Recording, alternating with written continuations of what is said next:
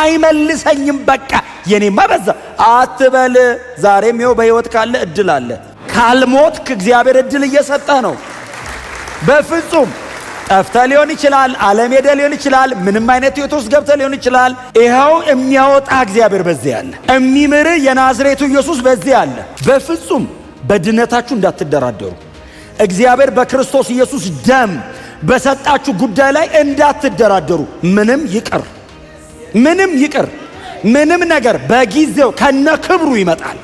ባይመጣስ ደግሞ አለመታዘዝ፣ ዓላማን መሳት፣ ማመጽ ማለት ነው አይደል? ኃጢአት በእግዚአብሔር ላይ የሚደረግ አመጽ ነው። ማንም በጉልበቱ፣ ማንም በኃይሉ፣ ማንም በጽድቁ፣ ማንም በትጋቱ አልመጣም። የክርስቶስ ኢየሱስ ደም ተከፍሎ ወደ እግዚአብሔር ቤት በነፃ ኑ ተባለ። እኔ ነገሩን በነፃ አግኝቻለሁ። እግዚአብሔር ልጅ ከፍሎ ነው ያመጣኝ። ተቀድሰና እኮ ብቻ አይደለም እኮ የሚለው ናና ልቀድስህ እኮ ነው። ግድ የለምና ከነ ምናምንና እና እኔ አነጻለሁ። አየ ዓለማ እንደዚህ አባብላ ትጠራና ትገላለች። ትሞታለህ። ተሰብስበ አትቀበርም። ብትንትን ነው የሚወጣው። ማመን ውሳኔ እንደሆነ አለማመን ባይዘዌ ድንገት የሚመጣብ እንዳይመስል ኢትስ ኤ ዲሲዥን ኢንቴንሽናል በእውቀት የሚደረግ ውሳኔ ነው አለማመን።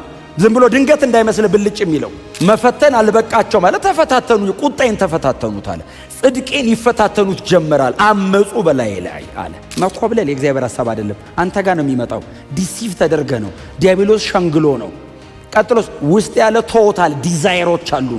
ከዛ እንዲሆን የምንፈልገው ነገር አለ። እላዬ ላይ ራሴ ነኝ የማደራጀው እና ተጠንቀቅ። ራስህ ልብህን ጠብቅ ነው የህይወት መውጫ እሱ ነው። ጠብቅ። አዳም ሔዋንን አይደለም የበደላት፣ እግዚአብሔርን የበደለ። ሔዋን አዳምን አይደለም የበደለችው። ኃጢአት በእግዚአብሔር ላይ የሚደረግ አመጽ ነው። ስለዚህ እግዚአብሔር የሚበቀለው ኃጢአትን ነው። ኃጢአትን ሲበቀል ግን ኃጢአተኛው ልማርህ ሲለው አልፈልግም ካለው ከኃጢአቱ ጋር አንድ ላይ ተደርቦ ይጠፋል። ጽድቁ እንዳይዛነፍ ነው ወደር የሌለውን ምህረቱን ለኛ አግንኖ ያጸደቀን። ጥላውንን እንደዋዛ ናግባ ማለት አይችልም። ጽድቁ ማንነቱ ቅድስናው አይዛነፍም። ስለዚህ እኔ ዝም ብሎ ማስገባት ስላልቻለ ምህረቴ ልጄን ይክፈልና ጽድቄን መጠነው ከኔ ጋር ይኑረዋል። አሁን እግዚአብሔር መልሶ ቸርች አምጥቶ ክርስቶስ ኢየሱስ ገብቶ በርቶል ብርሃን አግኝተ የሚኮበልል ልብ ሊኖርህ ነው ወይ? የእግዚአብሔር ምህረት ኢየሱስን አስከፍሎ በክርስቶስ ክፍያ የእግዚአብሔርን ጽድቅ መጥኜ ገብቼ እንጂ እንዲሁ ዝም ብሎ ግር አድርጎ ጠርቶን ብቻ አይደለም። ግር ብለን የገባኑ በክርስቶስ ደም። አለማመን ማለት እያወቀ እየገባው እየተረዳ አጠገቡ ቆሞ አጌነስት የሚሆነው ነው። እውነቴን እኮ ነው የምላችሁ። መንፈሳዊ ዓለሙን አንደርስታንድ የምታደርጉበትን መንገድ መቀየር እንደ እግዚአብሔር ቃል መሆን አለባችሁ። ልክ የሚሆነው እንደ እግዚአብሔር ቃል ሲሆን ነው። ከዛ ውጭ ዲሴፕሽን ነው።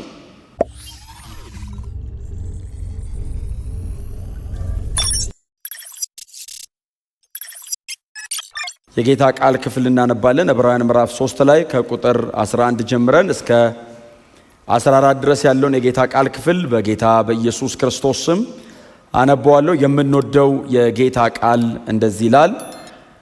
ስለዚህ በቁጣዬ እንዲህ ብዬ ማልሁ፣ ወደ ዕረፍቴ ከቶ አይገቡም።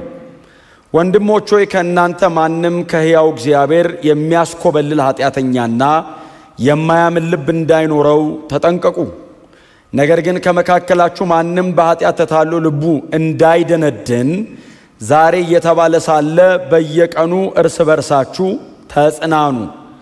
በመጀመሪያ የነበረንን እምነት እስከ መጨረሻው አጽንተን ብንይዝ ከክርስቶስ ጋር ተካፋዮች እንሆናለን። ይሄ የዚህ ደብዳቤ ጸሐፊ እንግዲህ የእስራኤላውያንን እንደ ምሳሌ አድርጎ እያመጣላቸው ነው ተባብለናል አይደል? እስራኤላውያንን ከቁጥር 7 ጀምሮ እስከ 11 ድረስ በተለይ ከእስራኤላውያንም መካከል ደግሞ በ40 ዓመት በምድረ በዳ ጉዞ ላይ የነበረውን ነገር አንስቶ ሙሉ በሙሉ ያንን ህዝብ አሁን ለነበሩት ለዕብራውያኑ ለዚህ ደብዳቤ ተደራሲያን እንደ ምሳሌ እንደ ምልክት እያደረገ ያቀርባቸዋል ተባብለናል። በተለይ እንዳልኳችሁ በ40 ዓመቱ ጉዞ ላይ የነበረውን በመዝሙር 95 ላይ ነው ሄደን ያየነው አይደል? በመዝሙር 95 አካባቢ ላይ ሄደን ከቁጥር 7 እስከ 11 ድረስ የነበረውን ቃል ነው ሙሉ በሙሉ እንኳን አረፍተ ነገር አይደለም አንዲት እንኳን ቃል ሳይቀንስ ሙሉ በሙሉ ያንን ነው ጎትቶ ያመጣውና መንፈስ ቅዱስ ዛሬ ተብሎ ሲጠራ ይናገራልና በማሳህና በመሪባ እስራኤላውያን እግዚአብሔርን እንዳስመረሩት እንደፈተኑትና እንደተፈታተኑት እናንተም እንደዚህ እንዳትሆኑ እግዚአብሔር ብዙ ምልክቶች አደረገ፣ ተአምራት አደረገ፣ በጣም ብዙ ድንቅ ነገሮችን እግዚአብሔር አደረገ። ሕዝበ እስራኤል ግን እግዚአብሔር ያደርግ የነበረውን ነገር ከመቀበል ይልቅ እግዚአብሔርን ወደ መፈተንና ወደ መፈታተን ደረጃን ያመጡትና የእግዚአብሔርን ቁጣ የሚቀሰቀሱ ስለነበሩ ቁጥር 11 ላይ ምን ብለን ነበረ? የባለፈው ሳምንት ላይ የዘጋ ነው።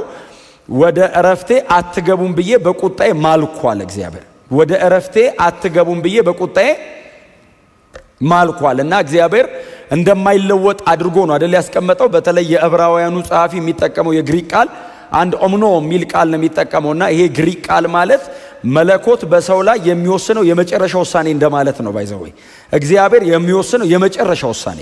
ወደ እረፍቴ አትገቡም ብዬ በስሜ ምያለሁ፣ በቅድስናዬ ማልኩ አለ። ከእግዚአብሔር የሚበልጥ ነገር ስለሌለ እግዚአብሔር የመጨረሻ መሐላውን የማለው በስሙ ነው፣ በቅድስናው ማለት እግዚአብሔር ይሄንን ሕዝባው አላስገባውም አለ። ወዴት? ወደ እረፍቱ አላስገባውም። ከእስራኤላውያን ከ40 ዓመቱ ጉዞ አንጻር እረፍት ተብሎ የተጠራው ተስፋ የተገባላቸው ምድር ነው አይደል? ያ ከነዓን ፕሮሚስ ላንድ የተደረገው እሱ ነው።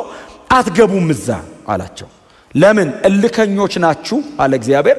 እንደገና ደግሞ ወደ ዘኍልቍ 20 እና 14 ተመልሰን ሄደን አይተነዋል። በጣም በእውነት ነው የምላችሁ ዞር ብለን ማሰብ እንዳለብን በጣም ይሰማኛል። እንደነዚህ አይነት መንገዶችን በጣም ዞር ብላችሁ ማሰብ አለባችሁ። ምክንያቱም እግዚአብሔር አስመረረውኛል አለ። ቃል በቃል እግዚአብሔር አስመረሩኝ አለ። ፈተኑኝ አለ። ሲፈትኑኝ ኦኬ አልኩ አለ። ተፈታተኑኝ አለ። መፈተን አልበቃቸው ማለት ተፈታተኑ፣ ቁጣዬን ተፈታተኑት አለ። ጽድቄን ይፈታተኑት ጀመራል። አመፁ በላይ ላይ አለ። ኃጢአት አይደል የሰሩት? ኃጢአት ሐማርቲያ አለመታዘዝ፣ አላማን መሳት፣ ማመፅ ማለት ነው አይደል? ኃጢአት በእግዚአብሔር ላይ የሚደረግ አመፅ ነው። ኃጢአት በሰው ላይ አይደለም የሚደረገው። ኃጢአት በእግዚአብሔር ላይ ነው የሚሰራው። ባይዘው አዳም ሔዋንን አይደለም የበደላት፣ እግዚአብሔርን የበደለ። ሔዋን አዳምን አይደለም የበደለችው። ኃጢአት በእግዚአብሔር ላይ የሚደረግ አመፅ ነው። ስለዚህ እግዚአብሔር የሚበቀለው ኃጢአትን ነው። ኃጢአትን ሲበቀል ግን ኃጢአተኛው ልማር ሲለው አልፈልግም ካለው ከኃጢአቱ ጋር አንድ ላይ ተደርቦ ይጠፋል። ስለዚህ እግዚአብሔር እባካችሁ ተዉ አላቸው። ይህንን ሁሉ ነገር አደረኩኝ እምቢ አሉኝ አለ። እምቢ ሲሉኝ ማልኩ አለ እግዚአብሔር።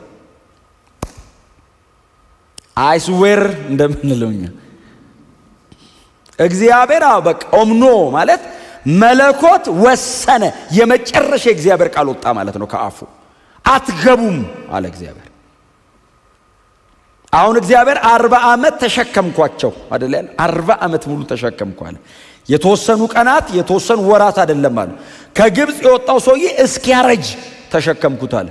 ባይዘዌ ተቀስፈው ምድረ በዳ ላይ በዘኍልቍ መጽሐፍ በ38 ዓመት ተኩሉ ጊዜ ምናልባት እግዚአብሔር የቀሰፈው ሰው ከ24,000 አይበልጥም።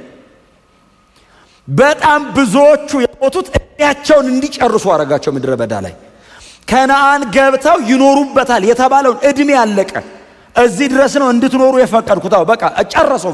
ቃዴስ በርኔ አድርጎ እድሜያቸው አልቆ እግዚአብሔርን ማንም ሊጠይቀው አይችልም። ዘመንህ አልቆ ነው የተሰበሰብከው አለና ወሰንኳል። እግዚአብሔር በእውነት ነው የምላችሁ በምህረቱ ወደር የሌለው አምላክ ነው እና አትፈታተኑት ነው ዕብራውያን እኮ የተባሉት። አትፈታተኑት እግዚአብሔርን ነው። የዚህ ደብዳቤ ጸሐፊ እስራኤልን ሲያመጣ እግዚአብሔር አልተለወጠም። ሰምታችሁኛል? እግዚአብሔር በማንነቱ አይለወጥም። ለዘላለም እግዚአብሔር አይለወጥም። የጥንቱ እግዚአብሔር የዘንድሮም እግዚአብሔር ነው። ለዘላለም እሱ ነው። የብሉይ ኪዳንና የአዲስ ኪዳን የሚባል እግዚአብሔር የለም። ብሉይም አዲስም ያለው ለዘላለም እግዚአብሔር ነው። አፕሮች የሚያደርግበትን መንገድ ነው አይደል የቀየረው። በሕግ ሞከረ፣ በተለያየ መንገድ ሞከረ። አሁን በልጁ አረገው። እግዚአብሔር ጽድቁ ቀንሶ ምህረቱ በስቶ አይደለም። ድሮም እግዚአብሔር መሐሪ ነው፣ ድሮም ጻድቅ ነው። አሁን እግዚአብሔር ምህረቱን እየገለጠ አልቲሜትሊ ልጁን መስቀል ላይ እስኪከፍል ድረስ ማረ። ጽድቁ እንዳይዛነፍ ነው ወደር የሌለውን ምህረቱን ለኛ አግንኖ ያጸደቀን። ጥላውንን እንደዋዛ ናግባ ማለት አይችልም። ጽድቁ ማንነቱ ቅድስናው አይዛነፍም። ስለዚህ እኔን ዝም ብሎ ማስገባት ስላልቻለ ምህረቴ ልጄን ይክፈልና ጽድቄን መጠነው ከኔ ጋር ይኑረው አለ። የእግዚአብሔር ምሕረት ኢየሱስን አስከፍሎ በክርስቶስ ክፍያ የእግዚአብሔርን ጽድቅ መጥኜ ገብቼ እንጂ እንዲሁ ዝም ብሎ ግር አድርጎ ጠርቶን ብቻ አይደለም። ግር ብለን የገባኑ በክርስቶስ ደም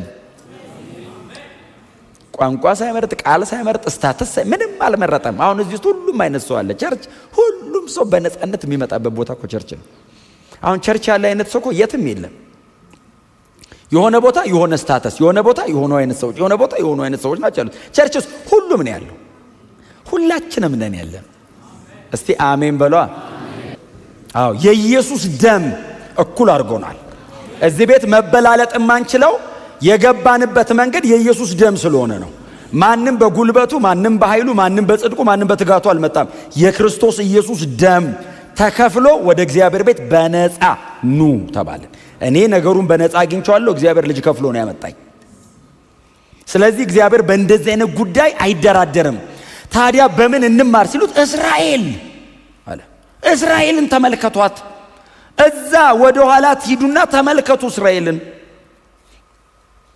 ሰው ለካ እግዚአብሔርን ይፈታተነዋል፣ ጽድቁን ይፈታተነዋል፣ ቅድስናውን ይፈታተነዋል። ሰው ይገርማል በእውነት እግዚአብሔር ምሎ ያውቃል አላስገባም ብሎ።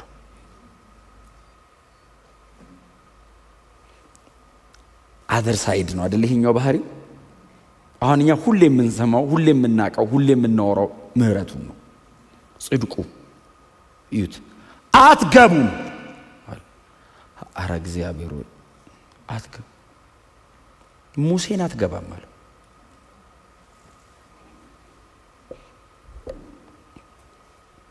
ጌታ ይባረክ። እና ከዛ ቁጥር 12 ወንድሞች ሆይ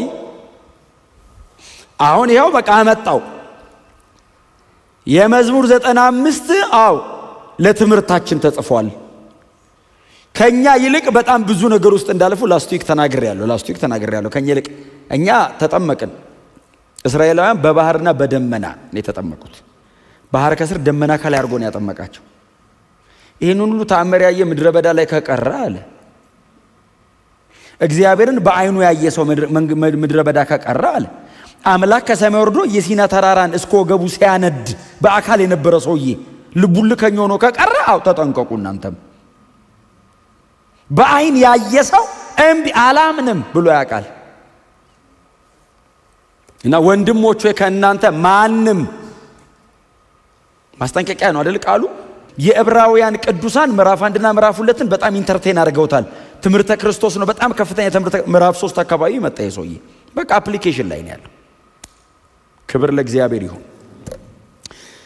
ከእናንተ ከኛ ማለት ነው ከእናንተ ማንም ከሕያው እግዚአብሔር የሚያስኮበልል ኃጢአተኛና የማያምን ልብ እንዳይኖረው ተጠንቀቁ።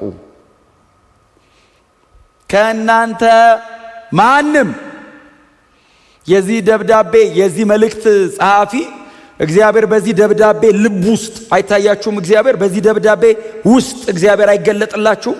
የእግዚአብሔር ጉጉት አይታያችሁም?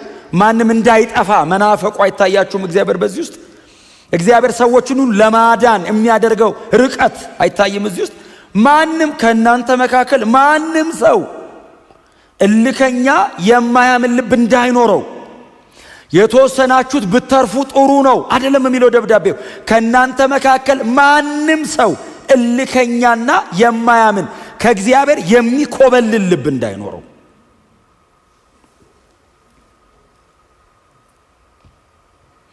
የመኖር ቴንደንሲ ያለው ማለት ነው። ሊኖር ይችላል ማለት ነው። ስለዚህ ተጠንቀቁ፣ ጠብቁ የተባልነው እኛ ነን። እንደዚህ አይነት ነገር በሰው ልብ ላይ ሊደራጅ ይችላል። እያደር በሰው ልብ ላይ ሊመጣ አለማመን በሰው ልብ ላይ ሊመጣ ይችላል። ይሄው የማያምን ልብ እንዳይኖራችሁ። የማያምን ማለት ባይዘዌ ደካማ እምነት ማለት አይደለም። ከእምነት ተቃራኒ እንዳትሆኑ ማለት ነው ትርጉሙ። የማያምን ልብ ማለት እማያቅና የማያምን ማለት አይደለም ትርጉሙ። በዚህ ደብዳቤ አንጻር ኦልሬዲ የወንጌሉን ሰምተዋል። ዕብራውያን ናቸው። ስለ እግዚአብሔር ቃል ጥንቅቅ አድርገው ያውቃሉ። የብሉይ ኪዳን ማኑስክሪፕት እጃቸው ላይ አለ። አዲስ ኪዳንም ወንጌል ሰምተው ቸርች ነው ያሉት። ኦሬዲ ሰምታችኋል። አዎ እናንተ እጅ ላይ ወንጌል አለ። አዎ በትንሹ እኔና እናንተ እንኳን ብዙዎቻችሁ በጌታ ቤትም የቆያችሁ አላችሁ። እዚህ ቤትም ደግሞ በጣም በዛ የምትሉት ወደ ጌታ መታችሁ ተጠምቃችሁን የቆማችሁት። አትሊስት ግን 1 ዓመት ከ4 ወር ወንጌል ሰምተናል እዚህ ቤት። የትም ባንሰማ ስለ ክርስቶስ ብቻ 1 ዓመት ከ4 ወር እዚህ ቤት ተነጋግረናል፣ ዘምረናል፣ ጸልየናል፣ በተገናኘን ቁጥር ዲስከስ አድርገናል። ስለዚህ አሁን አትሊስት ዕብራውያኑ የሚያውቁት ድረስ እኛም መተናል። የማያምን ልብ እንዳይኖረው ማለት እማያቅና መጀመሪያውንም ስለ ጌታ ያልሰማ አይደለም። እውነትን ሰምቶ ክርስቶስ ኢየሱስን ወደ ልቡ አስገብቶ አጌነስት ግን እንዳይሆን ከክርስቶስ ኢየሱስ የማዳን ሥራ ወደ ሕግ እያፈገፈጉ ነው። የዕብራውያን ሰዎች እያፈገፈጉ ነው ወደ ኋላ። ክርስቶስን ወደዛ ለቀቅ እያደረጉ ወደ አባቶች እየሄዱበት ነው።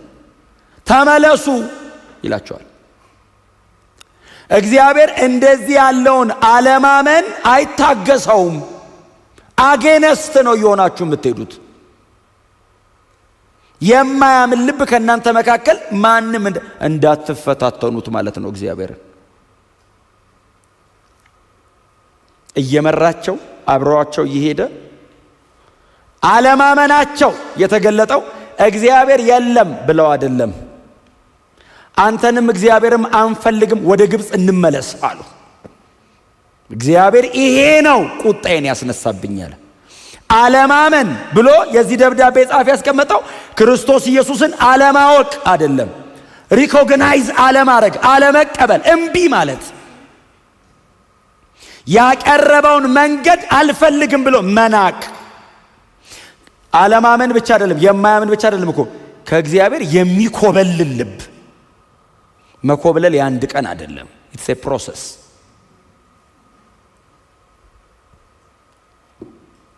የሚኮበልል ልብ እንዳይኖራችሁ። አሁን ሰው እኮ ኦፍ ኮርስ በጣም ብዙ ባክ ያደረገ ሰው ሲመለስ አውቃለሁ፣ መመለስም አለበት። አሁን ግን ብዙ ሰው ባክ አያረግም፣ ቸርች ሆኖ ነው ዓለማዊ የሚሆነው። ከእግዚአብሔር ለመኮብለል ከቸርች ወጥቶ የሆነ ቦታ አይሄድም፣ እዚሁ ኢንተርቴን እያደረገ መኖር ይፈልጋል። የዕብራውያን ሰዎች ከቸርች እኮ አልጠፉ። እስቲል እኮ ቸርች እኮ ነው ያሉት። እዚሁ ቁጭ ብላችሁ ልባችሁ እንዳይኮበልል።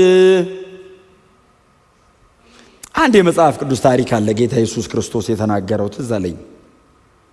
የጠፋው ልጅ ሳን ኢሉስትሬሽን ምሳሌ ነው።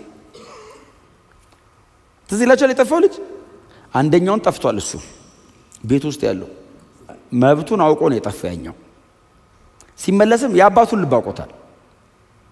ይሄኛው ደግሞ ቤት ውስጥ ቁጭ ብሏል፣ አልሄደም። የአባቱን ልብ አያውቅ። የኮበለለው ይሄኛው ያ ሄደ፣ ጥርግ ብሎ ሄደ። አባቴ ንብረቴን ስጠኝ ያካፍለኝ፣ እንደውም አልፈልግም ካንተ ጋር መኖር አለው። አባቴ ያለውን በሙሉ ሰጥቶ አጠፋው የሚል ቃል አለ አይደል? ያ ያጠፋበት መንገድ አለ። ብቻ አጠፋው። እናንተ ገቡና አንብቡት መንገዱን። አጠፋው። በኋላ ላይ ይኸውላችሁ አጣ ብቻ አይደለም እኮ የሚለው የሚሰራበት ቦታ ለእንስሶች የሚሰጠውን መብላት እስቲያምረው ነው የራበው። ከዛ አንድ ቀን ቁጭ ሲል እንዴ እኔ አባቴ ባለጠጋ አይደል እንዴ አለ። ወደ አባቴ ቤት መመለስ እችላለሁ እኮ ልጁ ነኝ እኮ፣ የፈለገውን ባጠፋም እኮ ልጁ ነኝ አለ። አዎ በቃ ልመለስና በቤት ካሉ ሎሌዎች መካከል እንደ አንዱ ልሁን እለዋለሁ። አሁን ድሮ የነበረኝ የልጅነት መብት እንኳን ባላገኝ አትሊስት ግን ሎሌ አርገኝ እለዋለሁ ብሎ መጣ። ከሩቅ ሲመጣ አባት አየ። ልጅ መጣ አሉት። የእግዚአብሔር ልብ እኮ ጌታ ኢየሱስ እኮ እግዚአብሔርን እኮ ነው ያስረዳን። እኛማ ስንሄድ ስንመጣ ነው የምንኖረው። ኢየሱስ እየነገረን ያለው ትሄዳላችሁ ትመጣላችሁ አይደለም። አባት ሁሌ በቃ ዝግጁ ነው። አሁን አጠገቡ ቁጭ ብሎ የጠፋው ብቻ ሳይሆን እንደው የኮበለለ ካለ መመለስ አለበት እኮ ነው ኢየሱስ። ትቶ የሄደ ካለው የአባት ልብን አንደርስታንድ አድርጉኝ እኮ ነው ኢየሱስ እያለ ያለው። ልግባችሁ፣ ልቤ ይሄ ነው፣ አትኮብልሉ፣ አትሂዱ፣ አይመልሰኝም በቃ የኔማ በዛ አትበል። ዛሬም ይኸው በሕይወት ካለ እድል አለ። እስቲ አሜን በሏ። ካልሞትክ እግዚአብሔር እድል እየሰጠ ነው። በፍጹም ጠፍተ ሊሆን ይችላል፣ ዓለም ሄደ ሊሆን ይችላል፣ ምንም አይነት ህይወት ውስጥ ገብተ ሊሆን ይችላል። ይኸው የሚያወጣ እግዚአብሔር በዚህ አለ። የሚምር የናዝሬቱ ኢየሱስ በዚህ አለ። በቃ ማረኝ። አሁን ይኸውላችሁ አለማመን ማለት እያወቀ እየገባው እየተረዳ አጠገቡ ቆሞ አጌነስት የሚሆነው ነው። ልጁ መምጣቱን አባቱ ሲሰማ የሚል ቃል አንብባችሁ ልጄ መጣ ደገሰ ይላል። ደገሰ። ከዛስ ቀለበቱን ቀለበት ማለት ባይዘው እንደዚህ ቀለበት ብቻ አይደለም፣ የነሱ ስልጣን ስማቸው አለበት ቀለበታቸው ላይ እና በዛ ቀለበት ከተመታ ያባቱ የሆነው ነገር በሙሉ ወደሱ ነው የሚሄደው። ቀለበቱን የኔ የሆነው በሙሉ ያንተ ነው፣ ይሄው ቀለበቴን። ርስት እንደማዞር በሉት። ሐምራዊ ልብስ አለበሰው፣ ልጄ መጣልኝ። የእግዚአብሔር ልብ እኮ ነው። እግዚአብሔር እኔን የላከው አለ ኢየሱስ የጠፋው ልጅ ለመመለስ ነው። እና በእኔ በኩል አምናችሁ ስትመለሱለት የአባት ኤክሳይትመንት ቀለበቱን ይሰጣል። ናስቲ ኑርልኝ የኔ በሙሉ እስቲ አሜን በሏ። አሁን እግዚአብሔር መልሶ ቸርች አምጥቶ ክርስቶስ ኢየሱስ ገብቶ በርቶል ብርሃን አግኝተ የሚኮበልል ልብ ሊኖርህ ነው ወይ ነው እኮ የዕብራውያን ደብዳቤ። ቸርች እኮ ነው ያሉት እኮ የማያምንና የሚኮበልል ልብ ከእናንተ መካከል ማንም እንዳይኖረው አጠገባቸው ተጠንቀቅ በሉት። እንዴ እግዚአብሔርን ሰው እንዴት ዲሳፖይንት ያደርገዋል? ሰው አርጉ ችግር የለውም፣ አንደርስታንድ ላያደርግ ይችላል። እግዚአብሔር ይሄን ያህል ማይል መጥቶልኝ ወደ መሬት ልጁን ልኮ ፍጹም ሰው ሆኖ መስቀል ላይ ስለ ኃጢአቴ እርቃኑን ሞቶ እንዴት ዲሳፖይንት አደርገዋለሁ? ደሞስ ስበድል ሳጠፋ ኃጢአት ስሰራ እስቲል ክፍት ነው። ና ተቀድሰና እኮ ብቻ አይደለም እኮ የሚለው ናና ልቀድስህ እኮ ነው። ግድ የለም ና ከነ ምናምንና እና እኔ አነጻለሁ። እኔ ልብሱን ቀየረለት ይላል እኮ። ለውጡ ልብስ አለ፣ ለውጡ የክብር ልብስ አለበሰው ይላል። ከዛ ቀለበቱን ታጠበ፣ ልጁ ጸጉሩን ተስተካከለ። አስበዋል? የድሮ መልኩ መጣ። ታውቃለህ? እዛ ሪያ ሲያግድ የገረጣውን ፊቱን አባት ፈክፍጎ ወደ ዓለም ስትሄድ ሪያ ነው የምታግደው። ብራዘር ባክ ማድረግ የሚያምርህ እዛ ፍግ ምናምን ነው የምትሰራው እንዳይመስል ሰይጣን። አንድ ያሉ መንግስተ ሰማይና ሲኦልን ለመጎብኘት አንድ ሰው ይሄዳሉ። መንግስተ ሰማይ ጸጥ ያለ ነው አሉ። ማን ነገር ጸጥ ያለ ነው አሉ። ሲኦል ሲሄዳሉ በቃ በጣም ጭፈራ ነው፣ ሙዚቃ ነው ምናምንና ትንሽ ኢንተርቴይንመንት አለ። ሰማይ ሲሄድ ደግሞ በጣም ስርዓት አለ፣ አምልኮ ነው፣ የተዛነፈ ነገር የለም። ሰውየው መሬትም እሱ እንደዚህ ነገር ደስ ስለማይለው ያኛው ይሻለኛል አለና ዓለም ላይ የተመረጡ የሚባሉት እንደዚህ ልብ የሚያወልቁት አሉ ሲኦል። ከዛ የት ይሻላል ሲለው ያኛው ይሻለኛል አለ። ሲሄዳሉ እንዳለ እየተቃጠለ እየነደደ ነው። ምንድነው የቀደሙ ሲል ማስታወቂያ ነው አሉት አሉ።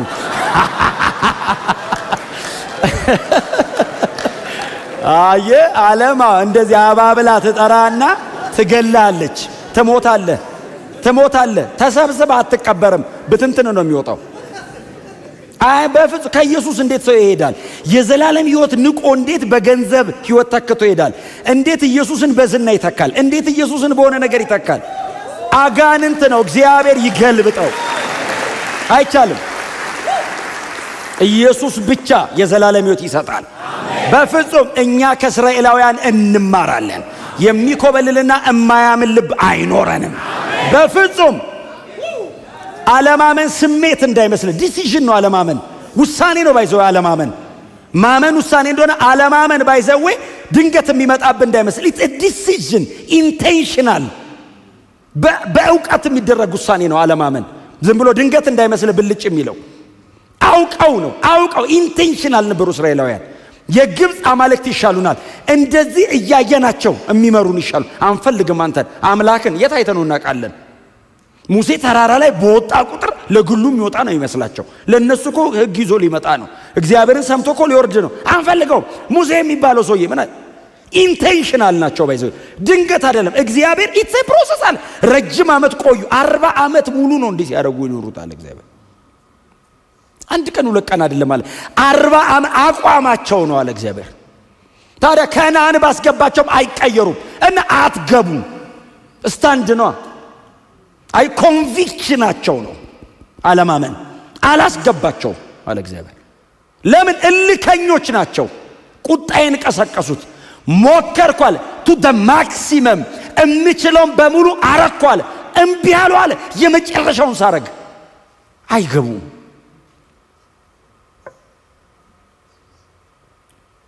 በፍጹም በድነታችሁ እንዳትደራደሩ። እግዚአብሔር በክርስቶስ ኢየሱስ ደም በሰጣችሁ ጉዳይ ላይ እንዳትደራደሩ። ምንም ይቅር ምንም ነገር በጊዜው ከነ ክብሩ ይመጣል። ባይመጣስ ደግሞ የዚህ ዓለም ክብራውን ምንድነው? 100 ሺህ ኢትዮጵያ ያወቀ አላወቀ የሆነ ያህል ገንዘብ አገኘ አላገኘ እየተኖሩ አይደል እንዴ? እውነቴን ነው የምነግራችሁ። ሕይወት ሰጪ እግዚአብሔር ብቻ ነው። አይቻልም፣ መስመር አታልፍም። ሕይወት ሰጪ እግዚአብሔር ነው። እስትንፋስን እፍ የሚለው እግዚአብሔር ነው ብሎ የሚሰበስበውም እግዚአብሔር ነው። አየ እግዚአብሔር በምንም አይተካም። ወንጌልን ትከሻ የሚለካካ ነገር የተረገመ ይሁን። የክርስቶስን ደም ሊያቃልልባችሁ የሚታገል የተረገመ ይሁን። መዳናችሁን እንደ ተራ ነገር የሚያስቆጥር የተረገመ ይሁን። ለዘላለም የተረገመ ይሁን። እግዚአብሔር ውድ ነው ያለ ውድ ነው ለኛ። እግዚአብሔር ንቄዋለሁ ካለ ንቀነው ነው የምንሄደው። በፍጹም አይሆንም፣ አይቻልም። እውነቴን እምላችሁ ራይቸስነስ የጽድቅ አቋም እግዚአብሔር ፖዚሽንድ ካረገ፣ እግዚአብሔር በክርስቶስ በኩል ይሄንን መብት ከሰጣው ለምን እናመጻለን? ለምን ልከኛ እንሆናለን? እማያምን ልብ ለምን? አይ ቸርች ውስጥ ሊኖር ስለሚችል ነው የተጻፈው። የሄደው አንደኛውን ሄዷል፣ ግን ተመልሷል። ቤት ውስጥ ያለውን ይዩት አለ አይደል? ቤት ውስጥ ያለው እኔ እንደዚህ ዋጋ እየከፈልኩ እኔ ደም እያፈሰስኩ እኔ እንደዚህ እሱ እዛ እንደፈለገው ነው ተመለሰ። እኔ እኮ የእግዚአብሔር ፌር መሆን ነው የሚገርመኝ። ፌር እኔ ነኝ ፌር የምለው እሱ ፌር። ትዝ ይላችኋል ያ ስራ አሰርቶ ብር የከፈላቸው ከጠዋት ጀምሮ እስከ ማታ ሲለፉ የነበሩትን ከፈለ። 11 ሰዓት የመጣ ሰው እያለ እኩል ከፈለው። መጡና አሉ አንተ እኛ ሙሉ ቀን ስንለፋልሃል ነበር እንዳሉት ጎሎብሃል እንዴ አለ። አልጎደለብኝም። ታዲያ መብት አይደል ለሱ የፈለኩትን ብሰጥ አንተ ነህ እንዴ የምትወስንልኝ? ሰምታችሁኛል? እንዴት እንትና ይድናል ይባላል እንዴ? አንተ ከዳንክ በቃ እንትናን እግዚአብሔር ከፈለገ ያድን። የሲኦል በር ንጥቅ አድርጎ የመንግስተ ሰማይ ዙፋን ላይ ቢያስቀምጠው እግዚአብሔር ባለመብት ነው። ስለ መዳኔ አመሰግናለሁ እንትና እንዴት ዳነ ይባላል እንዴ? ከኋላ መጥቶ አንተ ከፊት ነው እንደ መጣው ጳውሎስ አይቀድምም? አንተ ሳትወለድ እኮ በጌታ የነበሩ ሰዎች እኮ አሉ። እነሱ እኮ ከኋላ ነው ያሉት። እኔ አሁን እንዴት ከኋላ ይመጣላሉ እንዴ ሰው? እኔ ከሁሉም ኋላ እኮ ነው የመጣሁት። በእውነት እኮ ነው የምላችሁ። አይገባኝም በጣም ብዙ ነገር። እግዚአብሔር ፌቨር እንዳደረገልኝ ነው የሚሰማኝ። በፍጹም ከኋላ ነው የመጣሁት እኔ በእውነት እውነቴንም ነው ባይዘው የሚሰማኝ ነው። ትሁት እየሆንኩ አይደለም። እናንተ ፊታውን መንፈሳዊ ለመሆን እየጣርኩ አይደለም ነው። ተከክሉ ነው የምነግራችሁ። እሴ ፌቨር እግዚአብሔር እንዲሁ ነው ያደረገው። አሁን የሆነ ሰው ብድግ እግዚአብሔር ሆይ ለፍቼ ጦሜ ጥሬ ግሬ ስለ ጦምክ ራሱ እግዚአብሔር ይመስገን እንድጾም ራሱ ይረዳ እግዚአብሔር። አዋጣው የምትለውን ራሱ እንድታዋጣ ራሱ ጤና የሰጠ እግዚአብሔር ነው። አዋጥቻለሁ የምትልበትን ትንፋሽ ራሱ የሰጠ። ስለዚህ በፍጹም ቤት ውስጥ ሆናችሁ እንዳጠፉ፣ ቸርች ሆናችሁ እንዳጠፉ።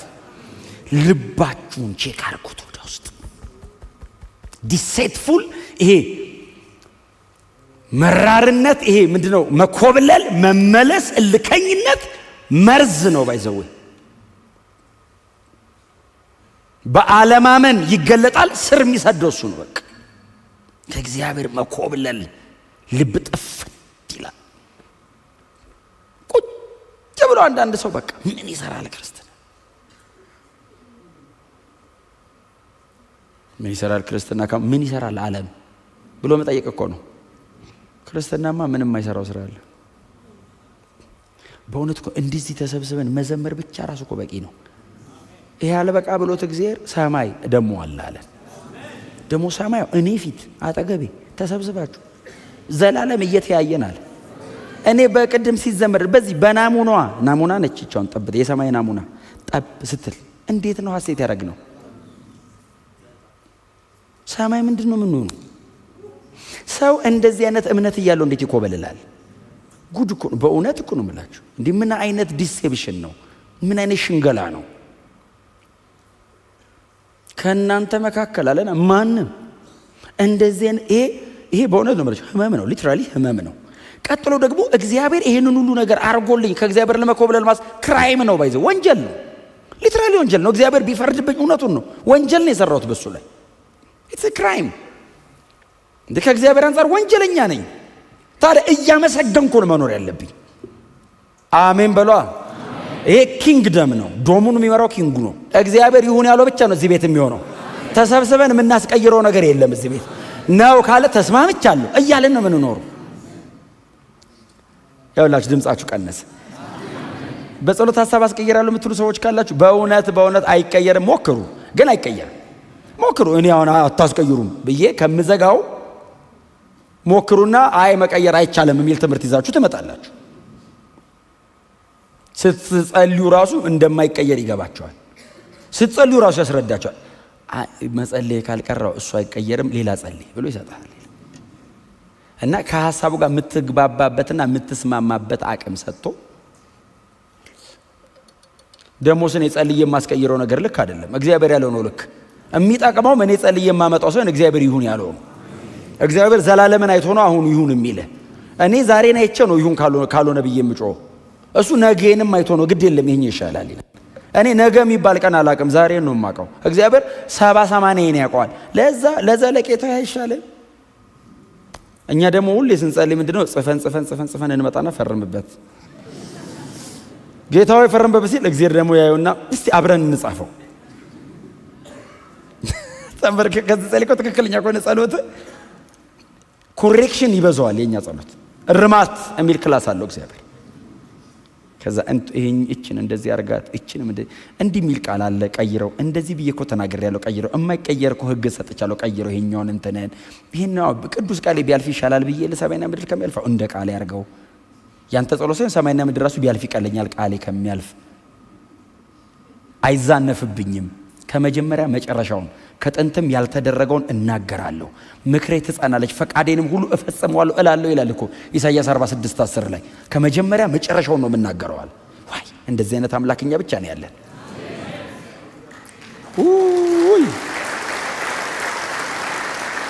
መጀመሪያ ላይ መጨረሻውን አለ። ከጥንት አለ ያልተደረገውን እናገራለሁ አለና ምክሬ ይጸናል፣ ፈቃዴን ሁሉ እፈጽመዋለሁ አለ። ማንም አያስቀይረኝም አለ። ሐሳብ የምንለዋወጠው ወደ ጎን ነው። ወደ ላይ ያልከው ይሁን ተስማምቻለሁ። በእውነት እና ተጠንቀቁ። እጠነቀቃለሁ ብላችሁ ጻፉ። እጠነቀቃለሁ። እግዚአብሔር አይዟችሁ ነው ያለውላችሁ አይደለም ያለው። ተጠንቀቅ። እማያምን ልብ እግዚአብሔር አይሰጥህም። መኮብለል የእግዚአብሔር ሐሳብ አይደለም። አንተ ጋር ነው የሚመጣው።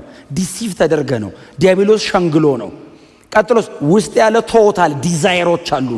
ከዛ እንዲሆን የምንፈልገው ነገር አለ። እላዬ ላይ ራሴ ነኝ የማደራጀው። እና ተጠንቀቅ። ራስህ ልብህን ጠብቅ ነው የህይወት መውጫ እሱ ነው። ጠብቅ፣ ጋርድ አድርጉ፣ ተጠንቀቁ። እናንተ ተጠንቀቁ። እስቲ አሜን በሉ። በእግዚአብሔር ቃል ራሳችሁን ሸፍኑ። ሐሳባችሁን በእግዚአብሔር ቃል ያዙት። ሁሌ ነው የምናገረው እኔ ስለ እግዚአብሔር ቃል። እንደ እግዚአብሔር ቃል አይነት ጠባቂ የለም። ባይዞ ይጠብቅሃል። አንደርስታንዲንግ ነው የሚያኖርህ። እግዚአብሔር ማን እንደሆነ ሰው ከቅዱስ ቃሉ ከተረዳ እንዴት ወዴት ይኮበልላል? ዓለም እኮ ማን እንደሆነች እኮ ዓለም አይደለችም የምትነግርህ፣ የእግዚአብሔር ቃል ነው የሚነግርህ። ሰይጣን ማን እንደሆነ እኮ ሰይጣን ራሱ አይደለም እኮ የሚነግረኝ፣ ውሸታም ነው። እውነት አይነግረኝም። እሱ ቢነግረኝ ሊያርደኝ እየፈለገኝ እሾምሃለሁ ነው የሚለኝ። መጽሐፍ ቅዱስ ግልጽ አድርጎ ሌባው አለ ገና ሲጠራው። ሌባው ስትል አሁን ሰይጣንን ልክ ነው። ሁሌ ሌባው ብለህ መጥራት ትችላለህ። አሁን ሰው ማለት አትችልም። የሰረቀ ቀን ነው ሌባው የምትለው። ከዛ ሰው ወንጌል ከሰማ ይቀየርና ደግሞ እየሰጠ ደግሞ ሰጩ የሚል ደግሞ ስም ይመጣል። ሰይጣንስ መቼም ሰጩ አይባልም። ሌባው ነው ለዘላለም። ኢየሱስ የነገረኝ ነው ልክ ስለ ሰይጣን። እውነቴን እኮ ነው የምላችሁ። መንፈሳዊ ዓለሙን አንደርስታንድ የምታደርጉበትን መንገድ መቀየር እንደ እግዚአብሔር ቃል መሆን አለባችሁ። ልክ የሚሆነው እንደ እግዚአብሔር ቃል ሲሆን ነው። ከዛ ውጭ ዲሴፕሽን ነው። አሁን እኔ ይላችሁ ልምምዳችሁን እየነካሁት አይደለም። እውነቴን ነው። አሰራር ሁሌ ልዩ ልዩ ነው። አሰራር ልዩ ልዩ ነው። እንዲያስኩት አድርጌ አልቆጥርም አለ ጳውሎስ። እንዲያስኩት አድርጌ አልቆጥርም ያለው ልምምዶች አሉ። እግዚአብሔር በተለያየ መንገድ ይገለጣል። ዶክትሪን ግን አይቀየርም። ዶክትሪን ኦልሬዲ ፎርም ተደርጓል፣ ሴት ተደርጓል። ዶክትሪን ልትቀይር አትችልም። እግዚአብሔር አስቀምጧል። ዶክትሪን የተሻለ መረዳት ሊኖር ይችላል እንጂ አትቀይረውም። የተለየ መረዳት አምጥተህ መጽሐፍ ቅዱስን ልታረመው አትችልም። አልቋል። ልምምዶችስ ይቀያየራሉ። አዳዲስ ልምምድ ሊመጣ ይችላል። ያሁኑ ልምምድ ግን የሚመጣው በእግዚአብሔር ቃል ውስጥ በተቀመጠ ዶክትሪን ነው ጋይድ የሚደረገው። ከተቀመጠው ዶክትሪን ጋር የሚጣረስ ከሆነ ቁጭ ነው የምናደርገው። ወይ የሥጋ ለባሽ ልምምድ ነው ወይ አጋንንታዊ ነው። የማያምንና የሚኮበልል ልብ ማንም ሰው ከእናንተ መካከል እንዳይኖረው ይጠንቀቅ። ተጠንቀቁ። ጎናቸው ያለው ሰው ተጠንቀቅ ወንድሜ በሉት። ቁጥር 13 ነገር ግን ከመካከላችሁ ማንም በኃጢአት ተታሎ ልቡ እንዳይደነድን ዛሬ እየተባለ ሳለ በየቀኑ እርስ በርሳችሁ ተጽናኑ። ተጽናኑ የምትለዋን ቃል ነገራችሁ ስለፈለግኩ ነው። ተጽናኑ። ያው የላይኛው ሐሳብ በጣም ደጋግሜ ስለተናገርኩት፣ ነገር ግን ከመካከላችሁ ማንም በኃጢአት ተታሎ ልቡ እንዳይደነድን። በኃጢአት ተታሎ ልቡ እንዳይደነድን ማለት ምንድነው? ይሄም ሂደት ነው አይደል? አሁን መታለል የአንድ ቀን ሊሆን ይችላል፣ ግን መንገዱን ከሄደው ግን ይደነድናል ነው። እየቆየ ሲሄድ ይደነድንና ምንም አይመስለውም። ስለዚህ ከእናንተ መካከል ማንም ሰው ተታሎ በኃጢአት ምክንያት ተታሎ። በጣም ይገርማችኋል እኮ ሰይጣን እኮ እንዴት አይነት ክፉ ማይንድ ትሪከር ነው ታውቃላችሁ። መታለል የሚለውን ቃል አሁን አስተውላችሁታል። ሰው ፕሮግራም አድርጎ ሰው ተታሎ ተሸውዶ ሰይጣን ድንገት ልቡን ጥልፍ አድርጎት ማለት ነው። ተታሎ በኃጢአት ሲወድቅ ቀጥሎ በዛ ጉዳይ እንዳይደነድን የመጀመሪያ ቀን ተታሎ ነው። ከዛስ መደንደን ደረጃ እንዳይደርስ ምንድነው የሚለው? ዛሬ እየተባለ በየቀኑ እርስ በርሳችሁ ተጽናኑ። ምን ማለት? ተበረታቱ፣ ቼክ ተደራረጉ። እየሄደ ያለበት መንገድ ልክ ካልሆነ ቼክ አድርገው፣ ህይወቱን ቼክ አድርገው፣ አረማመዱን ቼክ አድርገው። የምታገኘው ነገር ካለ አንቃው፣ ምከረው፣ ገስጸው።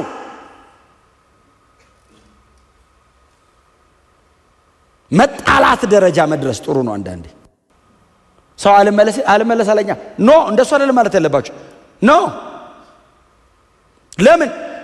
ለእኔ አይደለም እኮ ነው ብጣላ አንተን ለማዳን ነው፣ አንተን ገንዘብ ለማድረግ ነው። ኃጢአት ሲሰራ የሆነ ዝም እኮ ማለት እኮ ይቻላል። ለምንድን ነው ታው የምትለው? ለእኔ ታው ብል ለእኔ አሁን እኮ አንድ ሰው መጥቶ ጥሌ ታው ቢለኝ ለሰውየው አይደለም ለእኔ ነው። እርስ በእርሳችሁ ተጽናኑ። አንድ የመጽሐፍ ቅዱስ ቃል አለ። ዘፍጥረት ምዕራፍ 4 ላይ ነው። ቃየል አቤልን የገደለው ምዕራፍ 4 አይደል? ገደለው። ከዛ እግዚአብሔር መጣ። ቃየል አቤት ወንድምህ የት አለ?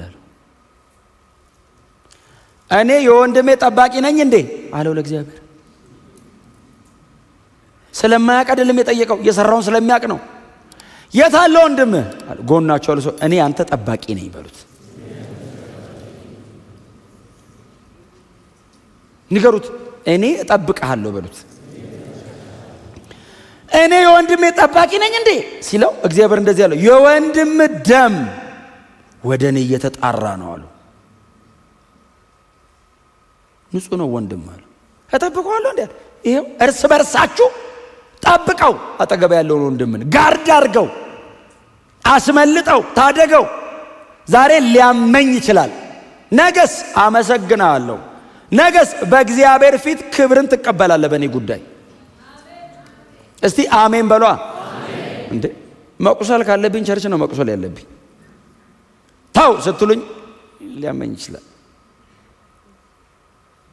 ኦፍ ኮርስ ያማል። የሚያድነው ግን እሱ ነው። የምንለወጠው ግን በዚህ እርስ በርሳችሁ ተጽናኑ። ኢንካሬጅ ማድረግ፣ ማበረታታት፣ ማጽናናት፣ መጠበቅ። ወንድሜ እኔ ነው፣ የወንድሜ ጠባቂ እኔ ነኝ። እግዚአብሔር ኃላፊነት የሰጠኝ ለእኔ ነው። ይሄ ሰው የእኔ ኃላፊነት ነው። ወንድምን መጠበቅ ውስጥ በጣም ብዙ ነገር ነው ያለው። ዛሬ በዘረዘረው ማልጨርሰው ካራክተር ነው። እንደ ካራክተር ደግሞ በጣም ከባድ ነገር የለም። ካራክተር በጣም ከባድ ነገር። እኔና እናንተ በጣም ተቃራኒ ልንሆን እንችላለን በባህሪ። እሱን ለማስማማት የሚካሄደው መንገድ ከተማ አፍርሶ መስራት ይሻላል። እኛ ማንተውም አባቴ እንዲህ ነበር እላለሁ። ምን በቃ አባቴም እንደዚህ ነበር። ልክ እንትን ሲል ቃንስቼ ግንባር ተወንድሜ አሁን አባት ቀይረሃል። ጌታ ኢየሱስ ነው አባት። እና እሱ ምን አረገ? ስለ ሰው ልጆች ኃጢአት እርቃኑን መስቀል ላይ ሞተ። አንተ ምንም ማድረግ ሳትችል ነው ይሄን የምትለው። እሱ ሁሉን ማድረግ እየቻለ ነው የተወው። አሁን ይሄንን ለማምጣት እኔ ላይ ይሄንን እናንተ ለመስራት የምታዩ ስቃይ እንዳይመስላችሁ። ለምን እሺ እላችኋለሁ። ቀጥሎስ ቶሎ አይለቀኝም። ስለዚህ የላይፍ ታይም ፕሮሰስ ነው፣ የእድሜ ልክ ነው። ከዛ ይሄኛውን ባህሪን ስጠው። ሌላ ባህሪ ደግሞ አለኝ። ብዙዎቻችን ብዙ ነን፣ ለብቻችን ብዙ ነን። አንዱ ብቻውን ሲመጣ ግር ብሎ ነው የሚመጣው። ተሰብስበን ነው የምንመጣው ቸርች። ለብቻችን እኮ ነው ካካካካካካያለን። ብዛቱ የቆርቆሮ ብዛት ላይ ያችለ አንድ ጥቅስ አለ። እንደውም ቆርቆሮሽን ነው ዝገት ቆርቆሮሽን አስወግዳለሁ የሚል ኢሳይያስ ላይ ነው ያለው። ካካካካ በጣም ብዙ ነገር ነው። ከዛ እግዚአብሔር ይሄን ሲቆርጥ ገና እኮ አንድ ሺህ አለ። በአንዱ እናብዳለን። ከዛ በዚህ ከዛስ እንዳምደዋለን። የቀረ ካለ ጌታው ይቆረጠው እንላለን። ደሞ እኮ ቸርች ደግሞ ምን መሰለ መጥፎ ነገሩ አነስቴዥያ የለውም። ማደንዘዝ ቀስ አድርጎ አይደለም ቁርጥ ነግሮ ሆኖ ሌባ ነህ መሆንህን ገና ሳትቀበል ጌታ ሆይ ሌባ ማለት በአራት ይተረጎማል እያልክ ይቆርጠዋል ሰው መሃል። ከዛስ ይሻላል። አይ አዲሱ ሰው የሚባል ሞልድ አለ። ኒው ቴስተመንት በክርስቶስ ኢየሱስ በኩል የተሰራ አዲሱ ሰው አለ። ስለዚህ እግዚአብሔር አንተን የሚገጥም አዲሱ ሰው ላይ ነው። በክርስቶስ ነው የተሰራው። አይ እግዚአብሔር የሚደሰተው በዛ ሰውዬ ነው። እዛ ጋር ሲያመጣ ትርፍ ብዙ ነገር አለ። በዚህ ጋር እንደዚህ ያለ፣ በዚህ ጋር እንደዚህ ያለ፣ በዚህ ጋር እንደዚህ ያለ ስንታይ እኮ ነው ትክክል እንጂ መንፈሳዊ ዓለም እኮ በጣም ዲፎርምድ። ከዛ የእግዚአብሔር ቃል ታዲያ ለምን ይመስላል ሰይፍ የተባለው? ሰይፍ ለምን ይመስላል የተባለው? የእግዚአብሔርን ቃል የመሰለ ነገር ሰይፍ ተባለ። ይሄን የመሰለ ነገር፣ ይሄን የመሰለ ውድ ስጦታ እግዚአብሔር ሲጠሩ የእግዚአብሔር ቃል ሕያው ነው ይላል። አሜን ስንል በሁለት በኩል ከተሳለ ሰይፍ ይልቅ ስለታም ነው። ከዛ ቀጥሎ ምን ይወጋል ነው የሚለው። እንደዚህ ቢያረግ ጥሩ እኮ ነው። እንደዚህ ነው የሚገባው። ድርምስ ነው የሚያረግ በአጥንት። አረ እግዚአብሔር ማውጫውን አውቀዋለሁ ይላል።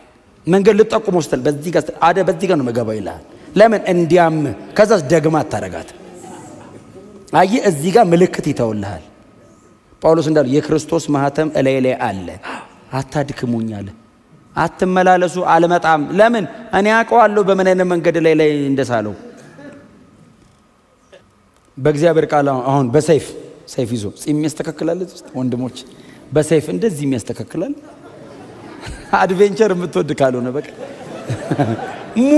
ሙቪ ነው እንደዚህ እሱም ለዛም የእንጨት ይዘው የምንድን ነው አይደል ፕሮዳክሽኑን ቀይረው የሰይፍ ያደርጉታል እንጂ ምንም የእንጨት ነው። ማንም የምር የሚያደርግ የለም። ሰይፍ ቋሚ ነገር ለማንሳት ነው የምትጠቀመው። መልክ ለማስተካከል አይደለም። ደህና ነገር ነው የምታረገው። ሰይፍ ከተያዘ ብድግ ነው የምታረገው። ለዚህኛው ሼቨር ይበቃል። እግዚአብሔር ደግሞ ሼቨር አይደለም ቃሉ ሰይፍ ነው።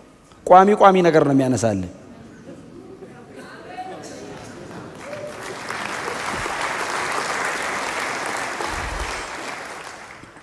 እና መዶሻ ደግሞ ተብሏል። የእግዚአብሔር ቃል መዶሻ ከተባለ እመራዋለሁ ማለት ነው። አስደግፉ። ቁርጡን ወቁት። የእግዚአብሔር ቃል አንብቡ ብላችሁ ለዚህ ነው ግንጥልጥል ይወጣል። ታዲያ ዛሬ ቆስለት ሄዳለ አሞ እንዴት እንደዚህ ይለኛል ብለህ ትሄዳለህ። ከዛ ነገስ በዛ በኩል ተፈውሰህ ትመጣለህ፣ ድነት ትመጣለህ። በዛ በኩል ምንም ነገር እስከማትጠየቅ ኢየሱስን መስለበት ትመጣለህ።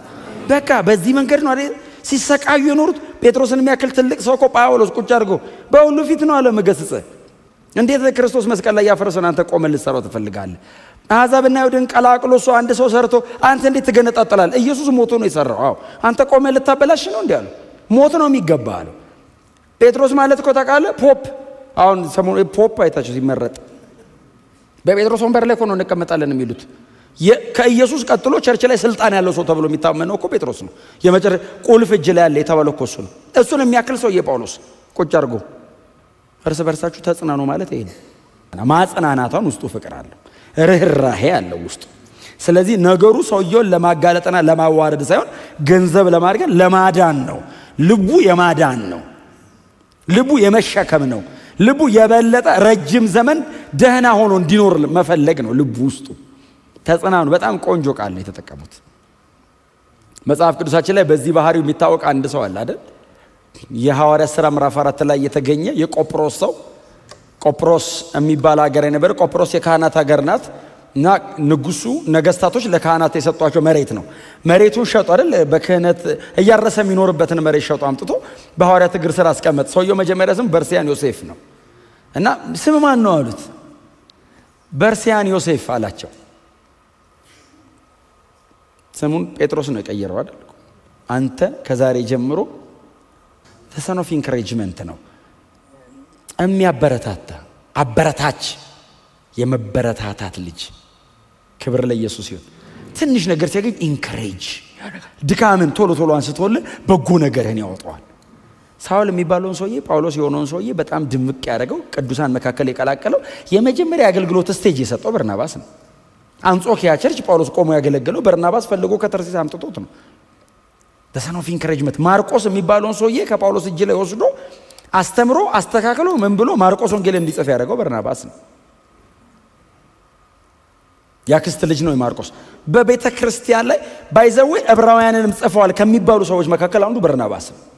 ሌዋዊ ካህን ነው። ኢየሩሳሌም ቤተ ክርስቲያን ላይ ባለስልጣን ነው ተብሎ ስለሚታመን የዚህ ደብዳቤ አንዱ ጸሐፊ ነው ተብሎ ከሚቀመጡ ሰዎች መካከል አንዱ በርናባስ ነው። ባይዘዌ በዚህ አይነት አንደርስታንዲንግ የሚኖረው በርናባስ ነው ተብሎ እንደዚህ አይነት መረዳት ኖርማል ሰው አይኖረውም። ክብር ለኢየሱስ ይሁን። ተጽናኑ፣ እርስ በርሳችሁ ተጽናኑ። ጌታ ኢየሱስ ክርስቶስ በመስቀል ላይ ሞቶ ደሙን አፍስሷል። ስጋውን ቆርሶ ነው አጠገብ ያለውን ወንድሜን ቤት ውስጥ ያመጣው። እንዲህ ዝም ብሎ የመጣ ሰው አይደለም። ታዲያ እንዲህ በቀላሉ ሉዝ ላደረገው አይገባም። የእግዚአብሔር ጸጋ በክርስቶስ ኢየሱስ ያለ ያ ታላቅ ርስት እሱ ውስጥ አለ። ለእኔ በረከት የሚሆን ነገር እሱ ውስጥ አለ። አዎ ድካም ሊኖር ድካሙን አስወግጄ ውስጡ የተቀመጠውን ርስት ደግሞ ማውጣት አለብኝ። ለአካሉ የማይጠቅም ሰው የለም። የክርስቶስ ደም ያልፈሰሰለት የለም እዚህ ውስጥ። ኢየሱስ እኔን ገንዘብ ለማድረግ ስጋውን ቆርሷል። ስለዚህ የአንድ ክርስቲያን ቫልዩ ያ ነው ማለት ነው። ስለዚህ እኔ በቀላሉ ላቃልለው የምችለው አይደለም ማለት ነው። ካራክተር ዋይዝ መመከር፣ መነገር፣ መገሰጽ ይኖርብናል። ግን ደግሞ በማንነት ደረጃ ግን የክርስቶስ ደምና ስጋ የተቆረሰለት ሰው ነው። እግዚአብሔር ለዘላለም አጸድቀዋለሁ ብሎ የጠራው ሰው ነው። የማይዋሽ አምላክ ልጄ ብሎ ሲጠራ የጠራን ሰዎች ነው። አሜን ነው። ስለዚህ ወንድሞቻችን የእህቶቻችን ጠባቂኛ ነን፣ የቅዱሳን ጠባቂኛ ነን። ክብር ለኢየሱስ ይሁን።